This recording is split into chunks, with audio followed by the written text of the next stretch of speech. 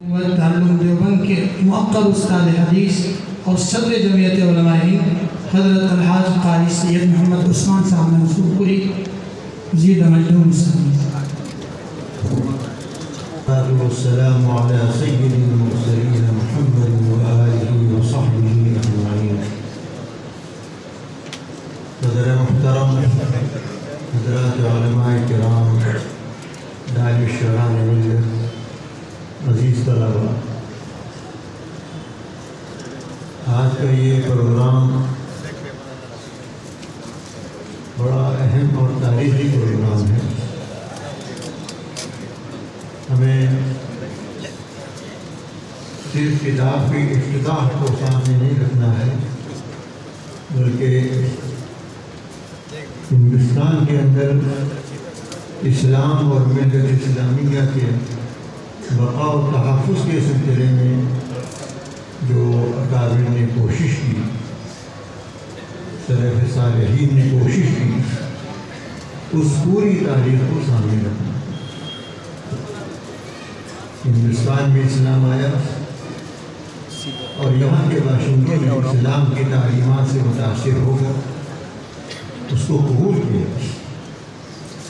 پھر آگے بڑھ کر مسلم حکمراں بھی آئے، اسلامی احکام بھی بہت سے نافذ ہوئے، بہت سے نہیں ہوئے، لیکن بہرحال صدیوں یہ سلسلہ جاری رہا اور ہندوستان کی رعیت اور یہاں کے عوام اپنے حکمرانوں کے عدل و انصاف سے، ان کی رعایت پروری سے خوشحالی کی زندگی گزار رہے.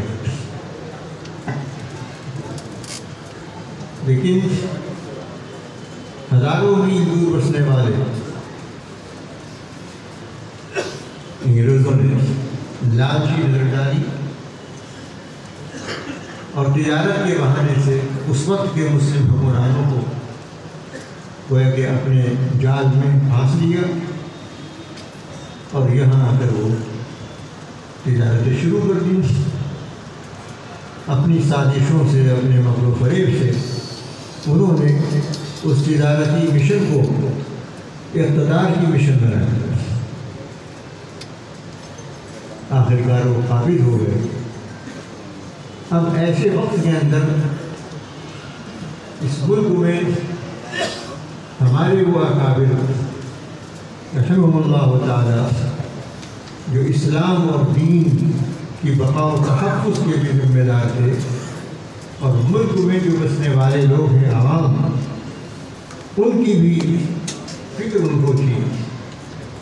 اس لیے حضرت شاہ ولی اللہ محمد دہلوی رحمۃ اللہ علیہ کے فرزند عزیز حضرت شاہ عبدالعزیز رحمۃ اللہ علیہ نے ان حالات کے اندر فتویٰ دے دیے کہ اب یہ ملک دار الاسلام نہیں کہا جا سکتا. انگریزوں کی حکومت 200 سال پورے ہو رہے تھے، ابھی دار الحرب ہو گئے. پھر وہ تحریک شروع ہو گئی مسلسل، اور استقلال وطن کی تحریک، جس کو آپ تفصیل کے ساتھ کتاب کرنے پڑھیں گے.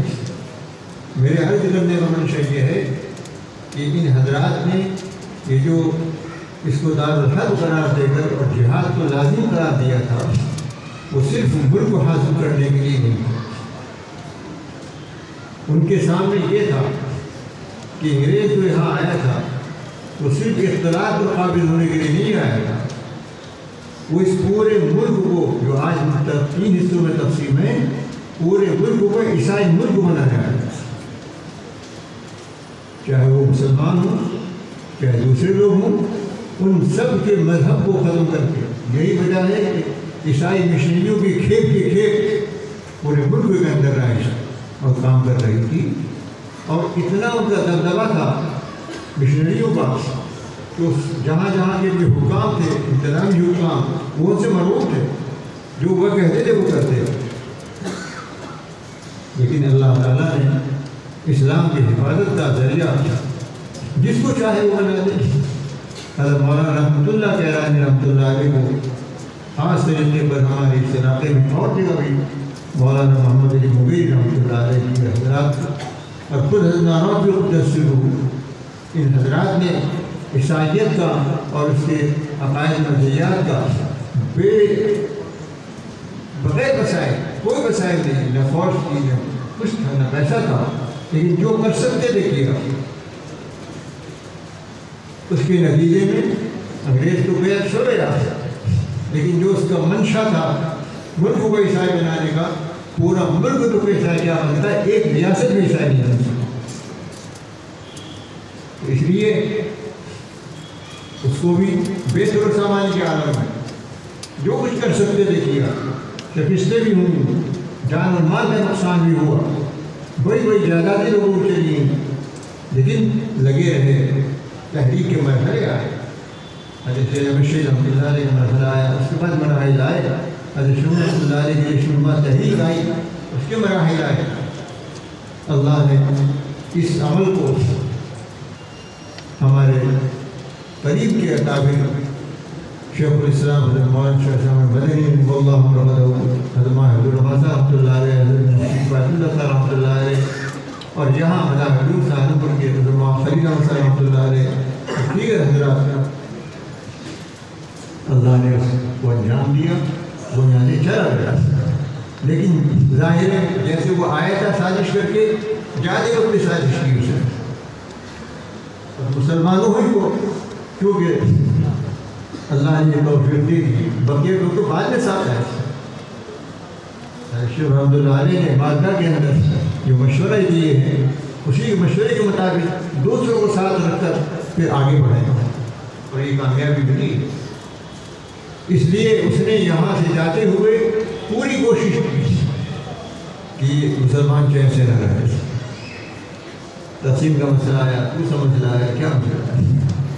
بہرحال یہ پوری تاریخ ہے، اور یہ ذہن میں رکھنا چاہیے کہ صرف اقتدار پر قابل ہوں، حکومت بنے، پارلیمنٹ کے ممبر بنے، اس کام کے لیے جنگ آزادی نہیں لڑی گئی۔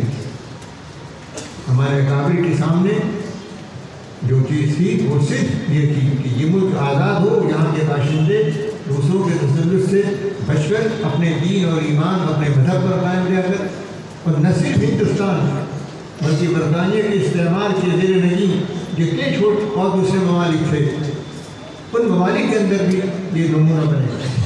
چنانچہ بنا الجزائر وغیرہ میں جو تحریک چلی آزادی کی، اس کو تو تاریخی طور پر وہاں کے شیخ ابراہیم اور دوسرے حضرات بیان کرتے رہے ہیں کہ حضرت مولانا حسین احمد مدنی رضی اللہ عنہ مدینہ منورہ میں پڑھاتے تھے، وہاں سے انہوں نے سبق سیکھا اور اپنے ملک میں جا کر وہ کام کیا، الجزائر آزاد ہوا۔ لیکن اور ملکوں کے اندر بھی یہ جو روح پھونکی گئی ہے، اتنا بڑا ملک بنا ہندوستان کہ جب ہندوستان سے نکل گیا تو دوسرے ملک سے نکلنا کیا مشکل ہے اس کے لیے۔ بہرحال بے سر و سامانی کے ساتھ کام کیا گیا، اللہ نے کامیابی دی، اور جب آزاد ہو گیا ملک تو سب نے اس راستے کو ایک بظاہر محسوس ہو رہا تھا کہ ملک آزاد ہوگا، ہم وزیر اعظم بنیں گے، ہم وزیر داخلہ بنیں گے، ہم ممبر پارلیمنٹ بنیں گے، فلاں فلاں، سب ختم کہ ہم نے تو اللہ کے واسطے کیا تھا، اپنے اپنے کاموں میں لگ گئے۔ جمعیت علماء ہند جو اس میں آگے تھی، اس نے صاف اعلان کر دیا آزادی ملنے کے بعد کہ اب پارلیمنٹری سیاست سے ہمارا کوئی تعلق نہیں۔ اس وقت ضرور الیکشن لڑے ہیں جمعیت علماء ہند کے، لیکن آزادی کے بعد بالکل ہم اب تو صرف سماجی طور پر ملک کی اور ملت کی خدمت کریں گے۔ تو اس لیے اس آزادی کے پھل کو حاصل کرنے کی جو شکل تھی ایک عام لوگوں کے ذہنوں کے اندر، اس سے مجاہدین نے بالکل کنارہ کیا اور انتہائی تندرستی کے ساتھ اپنے اپنی جگہ پر رہتے ہوئے ملک اور ملت کی خدمت کے اندر مصروف تھے اور ہیں، وہ اسی لائن پر چل رہے ہیں الحمدللہ۔ لیکن اس کا مطلب یہ نہیں ہے کہ اگر کوئی اپنے طور پر جمعیت علماء ہند کا ممبر ہو اور وہ وزیر اعظم، وزیر اعلیٰ یا ممبر پارلیمنٹ، قومی اسمبلی کا ممبر بن جائے، وہ ممنوع نہیں ہے۔ سیاسی طور پر پارلیمنٹری سیاست جسے کہتے ہیں، الیکشن بنا کے پارٹی لڑنا، پارٹی کا الیکشن لڑنا، یہ نہیں ہے۔ لیکن اگر کوئی ممبر بننا چاہے تو بن گئے، حضرت معاصر مدنی رضی اللہ عنہ راجسوا کے ممبر بنے. تو مجھے یاد ہے کہ حضرت شیخ الحدیث مولانا زکریا صاحب رضی اللہ عنہ سرپرست تھے حضرت شیخ الاسلام رحمۃ اللہ علیہ کے بعد. تو اس کے ٹکٹ کو قبول کرنے کے لیے حضرت نے مشورہ لیا حضرت شیخ الحدیث رحمۃ اللہ علیہ سے. ان کا مشورہ تھا کہ ضرور قبول کرو, وہاں جا کر جو تم آواز اٹھا سکتے ہو باہر رہ کر وہ بات اتنی مضبوطی کے ساتھ نہیں ہو سکتی. اس لیے ہمارے اکابر نے اس طرح سے جو پارلیمنٹ کے اندر یا بہت ہمارے علماء قومی اسمبلیوں کے اندر صوبائی اسمبلیوں کے اندر ہیں, لوگ ان کو اہل سیاست, یہ لوگ سیاسی لوگ ہیں یہ کہہ دیتے ہیں. یہ مطلب کہ پلیٹ فارم سے کام کرنے والوں کو کہہ دیتے سیاسی لوگ ہیں, یہ تو ممبر پارلیمنٹ بننے کے لیے بن رہے ہیں, یہ تو اسمبلی کے ممبر بننے کے. اس کو یاد رکھیے ہمارے اکابر کی تاریخ یہ ہے کہ ہم صرف اپنے نماز روزے تک نہیں رہیں گے بلکہ پورے ملک کی فکر رکھیں گے, پورے قوم کی فکر رکھیں گے, ملت کی فکر رکھیں گے. اس لحاظ سے اس کو سمجھنے کے لیے میں سمجھتا ہوں یہ کتاب انشاءاللہ بہترین رہنما ہوگی. اس سے ہم آگے اپنے راہ عمل بھی طے کر سکیں گے اور موجودہ حالات کے اندر بھی جس طریقے پر ہمیں ان معاملات کو دیکھنا ہے اور ان کو انگیز کرنا ہے, لوگوں کی رہنمائی کرنی ہے, اس میں بھی انشاءاللہ بہت مواد ملے گا. اس لیے میں انتہائی گہرائی دل کی گہرائیوں سے حضرت مولانا سید محمد شاہی صاحب دامت برکاتہم کا شکریہ بھی ادا کرتا ہوں, تو مبارکباد بھی دیتا ہوں. بیماری کے باوجود کئی سال سے بیمار ہیں, ہارٹ کا مسئلہ بھی ہے, لیکن اتنی محنت کی انہوں نے مختلف صوبوں سے, مختلف ملکوں سے, لائبریریوں سے یہ مواد اکٹھا کیا ہے. معمولی بات نہیں ہے, ایک صفحہ لکھنا مشکل ہے. انہوں نے 1300 زیادہ صفحات لکھ دی, تو حوالوں کے ساتھ لکھتی ہیں, بڑی یقین کی چیز جمع ہو گئی ہے. ہمارا اور آپ کا کام یہ ہے کہ اس کا گہرا مطالعہ کریں. اب مطالعہ بھی صرف سرسری نہیں بلکہ مطالعہ کر کے اس میں اقتباس, اس کے نوٹس کیجیے, اس کو وقتاً فوقتاً بیان کیجیے.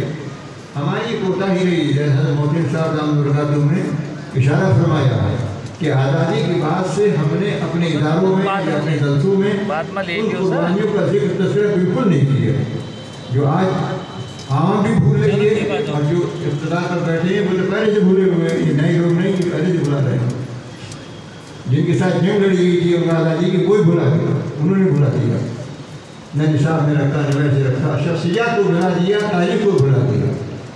تو یہ یعنی ہماری بھی کوتاہی اس میں کہ ہمارے ان لوگوں کا تذکرہ نہ کنفرنسوں کی شکل میں نہ تقریروں کی شکل میں. تو یہ خیر ایک کوتاہی ہو گئی, لیکن اب تو دور کیا جائے. بڑی بڑی کتابیں بھی ہوں لیکن چھوٹی چھوٹی کتابیں بھی, جیسے کہ وہاں شاہد صاحب نے جو کتاب سے دیے ہیں یہاں مندوبین کو فائل کیا ہے, اس میں 3000 کا تذکرہ ہے. اسی طرح اور وہ تھوڑے تھوڑے تذکرے اگر ہوں تو انشاءاللہ وہ یاد بھی رہیں گے اور ان سے رہنمائی ملے گی. وآخر دعوانا الحمدللہ. وقت کافی ہو چلا.